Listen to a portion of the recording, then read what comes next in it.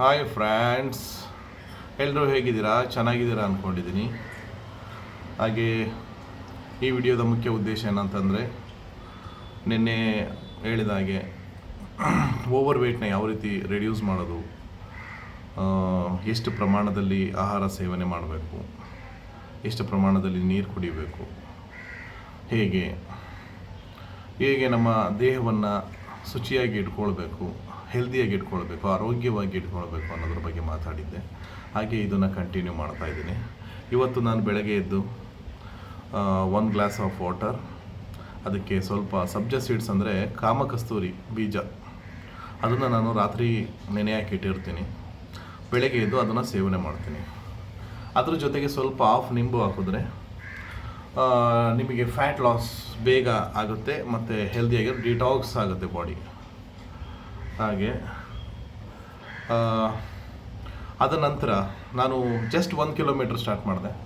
Just 1 kilometre ಮುಗಿಸ್ಕೊಂಡು ಈಗ ಇನ್ನೂ ಜಸ್ಟ್ ಬಂದು ವೀಡಿಯೋನ ಸ್ಟಾರ್ಟ್ ಮಾಡ್ತಾ ಇದ್ದೀನಿ. ಯಾಕೆಂತ ಹೇಳಿದ್ರೆ ನನ್ನ ಪರ್ಸ್ನಲ್ ನಾನು ಹೇಗೆ ಮಾಡ್ತೀನಿ, ನಾನು ಹೇಗೆ ವೆಯ್ಟ್ ಲಾಸ್ ಮಾಡ್ತೀನಿ ಅನ್ನೋದನ್ನು ನೀವು ಫಾಲೋ ಮಾಡಿದ್ರೆ ನಿಮಗೆ ಈಸಿ ಆಗುತ್ತೆ. ಈಸಿ ಆದರೆ ಹೆಲ್ದಿಯಾಗಿ ನೀವು ವೆಯ್ಟ್ ಲಾಸ್ ಮಾಡ್ಬೋದು. ಯಾವುದೇ ಕಾರಣಕ್ಕೂ ಯಾವುದೇ ಥರದಾದಂಥ ವೀಕ್ನೆಸ್ ಆಗಿರ್ಬೋದು, ಒಂದು ಸ್ಟ್ಯಾಮಿನಾ ಕಮ್ಮಿ ಆಗೋದಾಗಿರ್ಬೋದು, ಯಾವುದೂ ಆಗಲ್ಲ. ಯಾವುದೇ ಕಾರಣಕ್ಕೂ ಊಟನ ಕಮ್ಮಿ ಮಾಡಬೇಡಿ. ಏನು ಊಟ ಮಾಡ್ತಾಯಿದ್ದೀರಿ, ನೀವು ರೆಗ್ಯುಲರಾಗಿ ಏನು ಊಟ ಮಾಡ್ತೀರಿ, ಎಷ್ಟು ಪ್ರಮಾಣದಲ್ಲಿ ನಿಮಗೆ ಬಾಡಿ ಬೇಕು, ನಿಮ್ಮ ವೆಯ್ಟಿಗೆ ತಕ್ಕನಾಗಿ ಫುಡ್ ಬೇಕಾಗುತ್ತೆ. ಪ್ರೋಟೀನ್ ಅವಶ್ಯಕತೆ ಇದೆ, ವಿಟಮಿನ್ಸ್ ಅವಶ್ಯಕತೆ ಇದೆ. ಅದು ವಿಟಮಿನ್ಸ್ ಪ್ರೋಟೀನ್ಸ್ ಎಲ್ಲ ನಮ್ಮ ಮನೆಯ ಊಟದಲ್ಲೇ ಬರುತ್ತೆ. ಅದನ್ನು ನೀವು ಕಮ್ಮಿ ಮಾಡಬೇಡಿ. ರೈಸ್ ಕಮ್ಮಿ ಮಾಡಿ ಅಂತಾಳೆ. ರೈಸ್ ಕಮ್ಮಿ ಮಾಡೋ ಅವಶ್ಯಕತೆ ಇಲ್ಲ. ರೈಸಲ್ಲಿ ನಿಮಗೆ ಈಸಿ ಟು ಡೈಜೆಸ್ಟ್, ಅಂದರೆ ಡೈಜೆಷನ್ ಆಗೋಕ್ಕೆ ತುಂಬ ಈಸಿ, ಅದು ಜಲ್ದಿ ಈಸಿ ಆಗುತ್ತೆ. ನೀವು ರೊಟ್ಟಿ ತಿನ್ನಬೇಕು ಅಂತಾರೆ, ಯಾವುದು ಚಪಾತಿ ಅಂತೇಳಿ ಹೈ ಫೈಬರ್ ಇರುತ್ತೆ, ಅದರಲ್ಲಿ ನಿಮಗೆ ಡೈಜೆಷನ್ ಪ್ರಾಬ್ಲಮ್ ಆಗುತ್ತೆ. ನೀವು ಏನು ಮಾಡಬೇಕು, ಅನ್ನ ಬಿಟ್ಟು ರೊಟ್ಟಿ ತಿನ್ನೋದಲ್ಲ. ಅನ್ನ ತಿನ್ನಿ, ಏನು ತೊಂದರೆ ಇಲ್ಲ, ಬಟ್ ವೆಜಿಟೇಬಲ್ಸ್ನ ಜಾಸ್ತಿ ಮಾಡಿ, ಅಂದರೆ ಸಬ್ಜಿ ಪಲ್ಯಗಳನ್ನ ಜಾಸ್ತಿ ಪ್ರಮಾಣದಲ್ಲಿ ತಿಂದು ರೈಸ್ನ ಕಮ್ಮಿ ಮಾಡ್ಕೊಂಡು ತಿಂದರೆ ಆವಾಗ ಡೈಜೆಷನ್ ಕೆಪಾಸಿಟಿ ಜಾಸ್ತಿ ಆಗುತ್ತೆ, ಈಸಿಯಾಗಿ ಆಗುತ್ತೆ. ಓಕೆ ಮೈ ಡಿಯರ್ ಫ್ರೆಂಡ್ಸ್, ಆದಷ್ಟು ಓವರ್ ವೆಯ್ಟ್ ಇರೋರು ನಾನು ಹೇಳಿದ ರೀತಿ ಮಾಡ್ತಾ ಹೋದರೆ ತುಂಬ ಈಸಿಯಾಗಿ ಯಾವುದೇ ತೊಂದರೆ ಇಲ್ದಂಗೆ ನೀವು ವೆಯ್ಟ್ನ ಲಾಸ್ ಮಾಡ್ಕೊಬೋದು. ನೋಡಿ, ಈಗ ನೀವು ಉದಾಹರಣೆಗೆ ನಂದು ಫಸ್ಟ್ ಎಲ್ಲ ಜಿಮ್ ಮಾಡಿದ್ದು ಬಾಡಿ ಇದೆ ಆ್ಯಕ್ಚುಲಿ, ಬಟ್ ಈಗ ಯಾವ ರೀತಿ ಆಗಿದೆ ಅಂತ ನನಗೆ ಬೇಜಾರಾಗುತ್ತೆ ಫ್ರೆಂಡ್ಸ್. ಹೆಂಗಾಗಿದೆ ನೋಡಿ, ಎಷ್ಟು ಸ್ಲಿಮ್ ಆಗಿದ್ದೆ ಅಂತ ಗೊತ್ತಾ ನಿಮಗೆ? ನೋಡಿರ್ಬೋದು ನೀವು ಆಲ್ರೆಡಿ. ಕೆಲವೊಂದು ಫೋಟೋಗಳನ್ನ ನಾನು ಹಾಕ್ತೀನಿ ನಾಳೆ. ಹಾಗೆ ಇನ್ನೊಂದು ಏನಪ್ಪ ಅಂತ ಹೇಳಿದ್ರೆ, ಮೋಸ್ಟ್ ದಪ್ಪ ಇರೋರು, ಓವರ್ ವೆಯ್ಟ್ ಇರೋರಿಗೆ BP, ಬ್ಲಡ್ ಪ್ರೆಷರ್, ಆಮೇಲೆ ಶುಗರ್, ಡಯಾಬಿಟೀಸ್ ಈ ಥರದ್ದು, ಆಮೇಲೆ ಹಾರ್ಟ್ ಪ್ರಾಬ್ಲಮ್ಮು ಮೋಸ್ಟು ಇರುತ್ತೆ. ನಿಮಗೆ ಗೊತ್ತಿರಲ್ಲ, ನೀವು ಟೆಸ್ಟ್ ಮಾಡಿರಲ್ಲ, ಆಗಿದೀವಲ್ಲ ಅಂತ ಇರ್ತೀವಿ.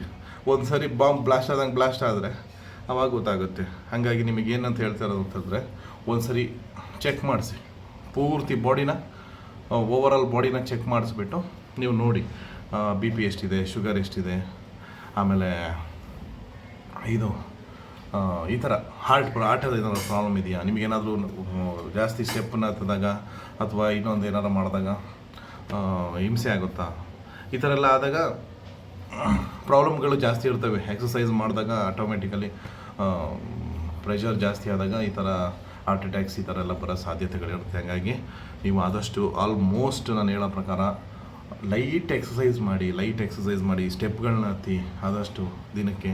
ಆಮೇಲೆ ವಾಕಿಂಗ್ ಮಾತ್ರ ಮಾಡಿ, ಜಾಸ್ತಿ ಇದು ಮಾಡೋಕ್ಕೆ ಹೋಗ್ಬೇಡಿ. ಆದಷ್ಟು ನೀವು ಡಯಟಿಂಗಲ್ಲಿ ಕಂಟ್ರೋಲ್ ಮಾಡಿಕೊಂಡು, ಊಟದಲ್ಲಿ ಕಂಟ್ರೋಲ್ ಮಾಡಿಕೊಂಡು, ಬಾಡಿನ ಸ್ವಲ್ಪ ಫ್ರೀ ಮಾಡಿಕೊಂಡು, ಲೈಟ್ ವೆಯ್ಟ್ ಮಾಡ್ಕೊಂಡು ಆಮೇಲೆ ಎಕ್ಸಸೈಸ್ ಸ್ಟಾರ್ಟ್ ಮಾಡಿದ್ರೆ ಈಸಿ ಆಗುತ್ತೆ ಅಂತ ನನ್ನ ಒಂದು ಪರ್ಸ್ನಲ್ ಎಕ್ಸ್ಪೀರಿಯನ್ಸು. ನಾನು ಫಸ್ಟೆಲ್ಲ ಹುಚ್ಚಂತರ ಈ ಜೋಶಲ್ಲಿ ಎಂಗೇಜ್, ಅಂದರೆ ಈಗ ನನಗೆ ಅರೌಂಡ್ 36, ನಾನು ಅವಾಗ 23 ಅಲ್ಲ, ನಾನು 23 ಮಾಡಿರಲಿಲ್ಲ.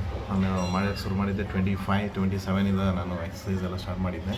ಆವಾಗ ಓವರ್ ಜೋಶಲ್ಲಿ ತುಂಬ ಫುಡ್ನೆಲ್ಲ ಕಮ್ಮಿ ಮಾಡಿಬಿಟ್ಟು ಓವರ್ ವರ್ಕೌಟ್ ಮಾಡಿ ತುಂಬ ನನಗೀಗ ಲೆಫ್ಟ್ ಹ್ಯಾಂಡ್ ಶೋಲ್ಡರು ತುಂಬ ಪೇಯ್ನ್ ಇದೆ. ಲೆಫ್ಟ್ ಹ್ಯಾಂಡ್ ಶೋಲ್ಡ್ರು ಆ್ಯಕ್ಚುಲಿ ಕೆಲವೊಮ್ಮೆ ಸುಮ್ಮನೆ ನೋವು ಬರುತ್ತೆ. ಅದು ರೀಸನ್ ಏನಪ್ಪ ಅಂತಂದರೆ, ಜಿಮ್ಮಲ್ಲಿ ನಾವು ಶೋಲ್ಡ್ರ್ ಹೊಡಿಬೇಕಾದ್ರೆ ಓವರ್ ವೆಯ್ಟ್ ತಂದು ಹೊಡೆದು ನಾನು ಆ ಥರ ಆಗಿರ್ಬೋದು ಅನಿಸುತ್ತೆ, ಈಗ ಅನಿಸ್ತಾ ಇದೆ ನನಗೆ. ಅದಕ್ಕೆ ಯಾರೂ ಓವರ್ ವೆಯ್ಟ್ ಎತ್ತಕ್ಕೆ ಹೋಗಬೇಡಿ, ಲಿಫ್ಟ್ ಮಾಡೋಕ್ಕೆ ಹೋಗಬೇಡಿ, ತುಂಬ ಪ್ರಾಬ್ಲಮ್ ಆಗುತ್ತೆ. ಹಾಗೆ ಇನ್ನೊಂದು ನಾನು ನಿಮಗೆ ಈ ವಿಡಿಯೋದ ಇದರಲ್ಲಿ ತಿಳಿಸ್ಕೊಡೋಕ್ಕೆ ಇಷ್ಟಪಡ್ತೀನಿ. ಯಾಕೆಂತಂದರೆ ನಾನು ತುಂಬ ರಿಸರ್ಚ್ ಮಾಡಿದೆ, ಏನು ಮಾಡ್ಬೋದು, ನಾನು ಆಯುರ್ವೇದಿಕ್ಕಾಗಿ ಏನಾದರೂ ಹುಡುಕ್ಬೋದಾ, ಬಿ ಪಿಗಾಗಿರ್ಬೋದು, ಶುಗರಿಗಾಗಿರ್ಬೋದು, ನಮ್ಮ ಹಾರ್ಟಿಗೆ ಪ್ರಾಬ್ಲಮ್ ಆಗಿರೋಂಥದ್ದು ಒಂದೇ ಒಂದು ಯಾವುದಾದ್ರೂ ಒಂದು ಟ್ರೀಟ್ಮೆಂಟ್ ಸಿಗ್ಬೋದಾ, ಅದನ್ನು ತೊಗೊಂಡ್ರೆ ನಾವು ಸುಧಾರಿಸ್ಬೋದಾ ಅಂತ ನಾನು ರಿಸರ್ಚ್ ಮಾಡಿದಾಗ ನನಗೆ ಒಂದು ಸಿಕ್ಕಿದ್ದು ಅರ್ಜುನ್ ಚಾಲ್ ಅಂತ ಹೇಳಿ ಒಂದು ಮನೆಮದ್ದಲ್ಲ, ಅದು ಆಯುರ್ವೇದಿಕ್ ಜಡಿಬೂಟಿ. 1000 ಇತಿಹಾಸ ಇದೆ. 1000 ವರ್ಷದಿಂದನೂ ಇದನ್ನು ಯೂಸ್ ಮಾಡ್ತಾ ಬರ್ತಾ ಇದ್ದಾರಂತೆ. ಅವ್ರು ಡಾಕ್ಟ್ರು ಹೇಳಿದ ಒಂದು ಮಾಹಿತಿಯ ಪ್ರಕಾರ ನಾನು ನಿಮಗೆ ಹೇಳ್ತಾ ಇರೋದು. ಅದು ನಾನು ನಿಮಗೆ ತೋರಿಸ್ತೀನಿ ಏನು ಅಂತೇಳಿ. ಅರ್ಜುನ್ ಚಾಲ್ ಏನಂದರೆ ಎಷ್ಟು ಬೆನಿಫಿಟ್ ಇದೆ ಅಂತ ಅದು ಆಮೇಲೆ ತೋರಿಸ್ತೀನಿ. ಅದು ಹೆಂಗಿರುತ್ತೆ ಅಂತ ನಾನು ಈಗ ಈ ವಿಡಿಯೋ ಮೂಲಕ ತೋರಿಸ್ತೀನಿ. ಅರ್ಜುನ್ ಚಾಲ್ ಅಂತೇಳಿ ಇದು ಈ ಥರ ಒಂದು ಗಿಡಮೂಲಿಕೆ ಅಂದರೆ ಜಡಿಬೂಟಿ ಬರುತ್ತೆ. ಇದು ಆಯುರ್ವೇದಿಕ್ ಮೆಡಿಕಲ್ಗಳಲ್ಲಿ ಸಿಗುತ್ತೆ. ಇದರ ಕಾಸ್ಟ್ ಬಂತು ಜಾಸ್ತಿ ಏನಿಲ್ಲ, ಕಾಲು ಕೆ ಜಿನೂ ಇಲ್ಲ. ಇದು 100 ಗ್ರಾಮ್ಸ್ ಇದೆ, 40 ರುಪೀಸ್. ಪಾವು ಕಿಲೋ ಇದೆ, ಕಾಲು ಕೆ ಜಿ 40 ರೂಪಾಯಿ. ನೀವು ತೊಗೊಳ್ಬೋದು, ಈಸಿಯಾಗಿ ಸಿಗುತ್ತೆ. ಆಯುರ್ವೇದಿಕ್ ಮೆಡಿಕಲ್ಗಳಲ್ಲಿ ಹೋಗಿ ಅರ್ಜುನ್ ಚಾಲ್ ಅಂದರೆ ಏನಕ್ಕೆ ಯೂಸ್ ಆಗುತ್ತೆ ಅಂತ ಅವರು ನಿಮಗೆ ಡಾಕ್ಟ್ರು ಸಲಹೆ ಮಾಡ್ತಾರೆ, ಅವರು ಕೊಡ್ತಾರೆ. ನೀವು ಆದಷ್ಟು ಇದನ್ನು ಯೂಸ್ ಮಾಡಿ. ಇದನ್ನು ಯಾವ ರೀತಿ ಯೂಸ್ ಮಾಡಬೇಕು ಅಂತ ನಾನೀಗ ತಿಳಿಸ್ಕೊಡ್ತೀನಿ. ಆದರೆ ಬೆನಿಫಿಟ್ ಏನಂತ ಫಸ್ಟ್ ಹೇಳ್ತೀನಿ, ಆಮೇಲೆ ಹೆಂಗೆ ಯೂಸ್ ಮಾಡೋ ಅಂತ ಹೇಳ್ತೀನಿ. ಇದರದ್ದು ಬೆನಿಫಿಟ್ ಏನಪ್ಪ ಅಂತ ಹೇಳಿದ್ರೆ, ನಿಮಗೆ ಹೃದಯಕ್ಕೆ ಸಂಬಂಧಪಟ್ಟಿರೋಂಥ ಎಲ್ಲ ಕಾಯಿಲೆಗಳು ಏನಾಗಿರೋದು, ಇದು ಬ್ಲಾಕೇಜ್ ಆಗಿರ್ಬೋದು, ಮತ್ತು ಬ್ಲಡ್ನ ಪ್ಯೂರಿಫೈ ಮಾಡುತ್ತೆ. ಬ್ಲಡ್ ಪ್ಯೂರಿಫೈ ಇದರದ್ದು ಮೇನ್ ಕೆಲಸ.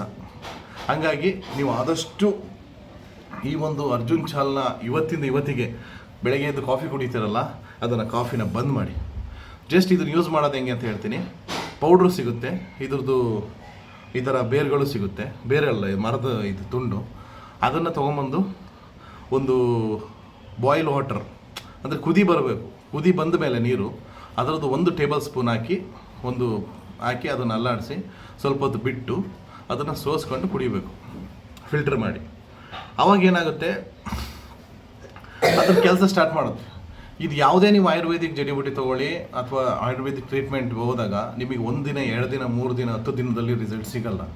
1 ತಿಂಗಳು ಕಂಟಿನ್ಯೂಸ್ ಆಗಿ ತೊಗೊಳ್ಳೇಬೇಕಾಗುತ್ತೆ. ಹಾಗಾಗಿ ಮೇಯ್ನ್ ಇಂಪಾರ್ಟೆಂಟು ನಾನು ಹೇಳೋದನ್ನು ಕೇಳಿಸ್ಕೊಳ್ಳಿ. 1 ತಿಂಗಳು ನಿಮಗೆ 1 ತಿಂಗಳ ಮೇಲೆ ರಿಸಲ್ಟ್ ಕೊಡುತ್ತೆ. ಅದು ಯಾಕೆಂದರೆ ತುಂಬ ಸ್ಲೋ ಆಗಿ ಕೆಲಸ ಮಾಡೋವಂಥದ್ದು, ಒಂದೇ ಸರಿ ನಿಮಗೆ ಫ್ರೀ ಅನಿಸಲ್ಲ. ಆಮೇಲೆ ಇದನ್ನು ಕಂಟಿನ್ಯೂಸ್ ಆಗಿ ಎಷ್ಟು ತಿಂಗಳು ತೊಗೋಬೇಕು ಅಂದರೆ 6 ಮಂತ್ಸು ಕಂಟಿನ್ಯೂಸ್ ತೊಗೋಬೇಕಾಗತ್ತೆ. 6 ಮಂತ್ಸ್ ಮೇಲೆ ನಿಮಗೆ ಸುಧಾರಿಸಿ ಹೋಗ್ಬಿಡುತ್ತೆ. ಅಷ್ಟೊತ್ತಿಗೆ ನಿಮ್ಗೆ ಇದೆಲ್ಲ ಕ್ಲೀನಾಗಿ ಹೋಗುತ್ತೆ. ಯಾಕೆಂದರೆ ತುಂಬ ಟೈಮ್ ತೊಗೊಳೋದ್ರಿಂದ ನೀಟಾಗಿ ಶುದ್ಧಿ ಆಗುತ್ತೆ. ಆಮೇಲೆ ನೀವು ಆದಷ್ಟು ಫುಡ್ಡು ಡಯಟಲ್ಲಿ ಕಂಟ್ರೋಲ್ ಇಟ್ಕೊಂಡು ಇದನ್ನು ಮಾಡಬೇಕಾಗತ್ತೆ. ಆಮೇಲೆ ಇಲ್ಲ, 1 ನಿಮಿಷ ಈ ಕೆಲಸ ಮತ್ತು ನಾನು ನೋಡಿದ ಪ್ರಕಾರ ಅದು ಆಗಿದೆ. ಇದೊಂದು ಮೇಯ್ನ್ ಅಮೃತ ಅಂತಲೇ ಹೇಳ್ಬೋದು. ಇದು ಅರ್ಜುನ್ ಚಾಲ್ ಅಮೃತನೇ. ಅದ್ರ ಜೊತೆಗೆ ಸಿನೆಮಾನ್ ಪೌಡ್ರು ಸಹ ತಗೊಳ್ಬೋದಂತೆ, ಅದು ಸಹ ತುಂಬ ಬೆನಿಫಿಟ್ ಇದೆ ಅಂತ. ಅದರಲ್ಲಿ ಅವೆರಡನ್ನೂ ಒಂದೊಂದು ಅರ್ಧ ಟೀ ಸ್ಪೂನ್ ತೊಗೊಂಡು ನೀವು ಬಿಸಿನೀರಿಗೆ ಕುದಿಯೋ ವಾಟ್ರಿಗೆ ಹಾಕ್ಕೊಂಡು ಮಿಕ್ಸ್ ಮಾಡೋದಂತೆ ತುಂಬ ಬೆನಿಫಿಟ್ ಇದೆ. ಒಟ್ಟಲ್ಲಿ ನೀವು ಆದಷ್ಟು ನಾನು ಬೇಕಾದರೆ ಅವ್ರದ್ದು ಡಾಕ್ಟರ್ದು ವೀಡಿಯೋಸ್ನ ನಾನು ನಿಮಗೆ ಡಿಸ್ಕ್ರಿಪ್ಷನಲ್ಲಿ ಲಿಂಕ್ನ ಶೇರ್ ಮಾಡ್ತೀನಿ, ಅದನ್ನು ಸರಿ ನೋಡಿ. ಯಾಕೆಂದರೆ ನಾನು ನೋಡಿರೋ ಪ್ರಕಾರ ನನ್ನ ಪ್ರಕಾರ ಇದು ನನಗೆ ಒಂದು ಸಿಕ್ಕಿರೋ ಒಂದು ಅಮೃತ ಅಂತಲೇ ಹೇಳ್ಬೋದು. ಹಾಗಾಗಿ ರೆಗ್ಯುಲರಾಗಿ ನಾನು ಇದನ್ನು ಸೇವನೆ ಮಾಡ್ತೀನಿ, ನೀವು ನೋಡ್ತೀರಾ. ಮತ್ತು ಇನ್ನೇನು ಇವತ್ತಿನ ವಿಡಿಯೋ ನಿಮಗೆ ಇಷ್ಟ ಆಗಿದೆ ಅಂದ್ಕೊಂಡಿದ್ದೀನಿ. ನೆಕ್ಸ್ಟ್ ನಾಳೆಯ ವಿಡಿಯೋದಲ್ಲಿ ಸಿಗೋಣ. ಮತ್ತು ನೀವು ಸಹ ಪ್ರಿಪೇರ್ ಆಗಿ ಆದಷ್ಟು ಮತ್ತು ನೀರು ಕಮ್ಸೆ ಕಮ್ ನೀವು ಒಂದು 4 ಲೀಟ್ರ್ ನೀರಾದರೂ ಓವರ್ ವೇಟ್ ಇರೋರು ಕುಡಿಯಲೇಬೇಕಾಗುತ್ತೆ. ಇಲ್ಲ ಅಂತಂದರೆ ಬಾಡಿನ ಏನಂತಾರೆ ಅದು ರೀಸೈಕಲ್ಗೆ ಪ್ರಾಬ್ಲಮ್ ಆಗುತ್ತೆ. ಡೈಜೆಷನ್ಗೆ ಮೇನ್ ನೀರು ಸಹ ಬೇಕು. ನೀರು ಬಾಡಿಯಲ್ಲಿ ಎಷ್ಟು ಇಲ್ಲಾಂದರೆ ಡಿಹೈಡ್ರೇಟ್ ಆಗಿ ಸ್ವಲ್ಪ ವೀಕ್ನೆಸ್ ಎಲ್ಲ ಬರುತ್ತೆ. ಹಾಗಾಗಿ ನೀವು ಒಂದು ಕೆಲಸ ಮಾಡಿ, ಡಿಮಾರ್ಟ್ ಯಾವುದೇ ಆಗಿರ್ಬೋದು, ಸೂಪರ್ ಮಾರ್ಕೆಟ್ ಆಗಿರ್ಬೋದು, ಡಿಮಾರ್ಟ್ಸ್ ಆಗಿರ್ಬೋದು, ಎಲ್ಲ ಕಡೆ ಒಂದು 2 ಲೀಟರ್ಸ್, 4 ಲೀಟರ್ಸ್, 5 ಲೀಟರ್ಸ್ದು ನೀರಿನ ಕ್ಯಾನ್ ಸಿಗುತ್ತೆ. ಅದನ್ನು ತೊಗೊಂಬಂದು ಬೆಳಗ್ಗೆನೇ ತುಂಬಿಸಿಟ್ಕೊಳ್ಳಿ. ಆದಷ್ಟು ನೀರನ್ನ ಕುದಿಸಿದ ನೀರನ್ನು ಅಥವಾ ಫಿಲ್ಟರ್ ಮಾಡಿದ ನೀರನ್ನು, ಫಿಲ್ಟರ್ಸ್ ಕೆಲಸ ಮಾಡುತ್ತಾ ಇಲ್ವೋ ಅಂತ ನಮಗೆ ಗೊತ್ತಿಲ್ಲ. ಹಾಗಾಗಿ ಡೈರೆಕ್ಟ್ ನೀರನ್ನ ಕುದಿಸ್ಬಿಟ್ಟು ಅದಕ್ಕೆ ನಮ್ಮ ಈ ಅರ್ಜುನ್ ಚಾಲ್ನ 1-2 ತುಕಡನ್ನ ಅದರೊಳಗಡೆ ಹಾಕಿ ಬಾಯ್ಲ್ ಮಾಡಿದ್ರು ಅದು ತುಂಬ ಬೆನಿಫಿಟ್ಟು ಹೋಗುತ್ತೆ. ಜಾಸ್ತಿ ಹಾಕಬೇಡಿ, ಒಂದು 5 ಲೀಟ್ರ್ ನೀರಿಗೆ 1 ತುಕಡ ಹಾಕಿ, ಒಂದು ಸಣ್ಣ ಪ್ರಮಾಣದ ಒಂದು ಬೇರು ಹಾಕಿ, ಅದು ಬೇರಲ್ಲ ಅದು ತುಕಡ ಅದನ್ನು ಹಾಕಿ ಅದನ್ನು ಕುದಿಸಿ ಚೆನ್ನಾಗಿ ಆ ನೀರನ್ನೇ ಕುಡೀರಿ, ಏನು ತೊಂದರೆ ಇಲ್ಲ, ಅದು ಇನ್ನೂ ಒಳ್ಳೆಯದು.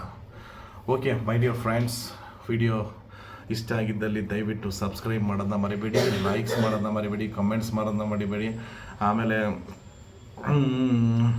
ಫುಡ್ಡು ನೀವೇನು ಚೇಂಜ್ ಮಾಡೋದೇನಿಲ್ಲ. ಬೆಳಗ್ಗೆ ತಿಂಡಿ ಮನೇಲಿ ಏನು ಮಾಡಿರ್ತಾರೆ ಅದೇ ತಿಂಡಿ, ಮಧ್ಯಾಹ್ನ ಊಟ ಏನು ಮಾಡಿರ್ತಾರೆ ಅದೇ ಊಟ, ರಾತ್ರಿ ಏನು ಊಟ ಮಾಡಿರ್ತಾರೆ ಅಡುಗೆ ಮಾಡಿರ್ತಾರೆ ಅದನ್ನೇ ಮಾಡಿ. ಯಾವುದನ್ನು ಚೇಂಜ್ ಮಾಡೋಕ್ಕೆ ಹೋಗ್ಬೇಡಿ, ದಯವಿಟ್ಟು ಹೇಳ್ತೀನಿ ಕೇಳಿ. ಚೇಂಜ್ ಮಾಡೋಕ್ಕೆ ಹೋಗ್ಬೇಡಿ, ಕಮ್ಮಿ ಪ್ರಮಾಣ ಮಾಡಿ. ನೀವು ಇಷ್ಟು ತಿಂತಿದ್ದವರು ಇಷ್ಟಕ್ಕೆ ಬನ್ನಿ, ಇದ್ರಿಗಿಂತ ಕಮ್ಮಿ ಮಾಡೋಕ್ಕೆ ಹೋಗ್ಬೇಡಿ. ಇಷ್ಟು ಬಾಡಿಗೆ ಬೇಕೇ ಬೇಕು.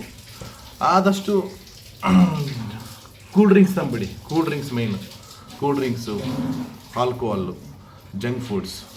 ಅದರಲ್ಲೂ ಜಂಕ್ ಫುಡ್ಡಲ್ಲಿ ಆಯಿಲಿ ಫುಡ್ಡನ್ನು ಬಿಟ್ಟುಬಿಡಿ ದಯವಿಟ್ಟು. ಇಷ್ಟನ್ನು ಮಾಡಿದ್ರೆ ನೀವು ಆರಾಮಾಗಿ ನಂತರ ಅಲ್ಲ, ನಾನಿನ್ನೂ ಮಾಡಿಲ್ಲ, ಸ್ಟಾರ್ಟ್ ಮಾಡಿದ್ದೀನಿ ಅಷ್ಟೇ. ಆದಷ್ಟು ನಿಮಗೆ ರಿಸಲ್ಟ್ ನಾನು ಕೊಡ್ತೀನಿ. ಸದ್ಯದಲ್ಲಿ ನೋಡಿರ್ಬೋದು ಹೆಂಗಿದೆ ಅಂಥೇಳಿ. ಬಾಡಿ ಚೆನ್ನಾಗಿ ನಾನು ಇನ್ನೂ ಡೆವಲಪ್ ಮಾಡಬೇಕು. Okay my dear friends, video ನೋಡಿದ ಎಲ್ಲ ನನ್ನ ಸಬ್ಸ್ಕ್ರೈಬ್ಗಳಿಗೆ ಆಗಿರ್ಬೋದು, ವ್ಯೂವರ್ಸ್ಗಳಿಗೆ ಆಗಿರ್ಬೋದು ನನ್ನ ಹೃತ್ಪೂರ್ವಕವಾದ ಅಭಿನಂದನೆಗಳನ್ನು ತಿಳಿಸ್ತಾ ಈ ವಿಡಿಯೋನ ಬಂದ್ ಮಾಡ್ತಾ ಇದ್ದೀನಿ. ಈ ವಿಡಿಯೋನ ಕೊನೆಗೊಳಿಸ್ತಾ ಇದ್ದೀನಿ. ದಯವಿಟ್ಟು ಫ್ರೆಂಡ್ಸ್, ಒಂದೇ ಮಾತರಂ, ಜೈ ಕರ್ನಾಟಕ, ಜೈ ಮಹಾರಾಷ್ಟ್ರ, ಬೋಲೋ ಭಾರತ್ ಮಾತಾ ಕಿ ಜೈ.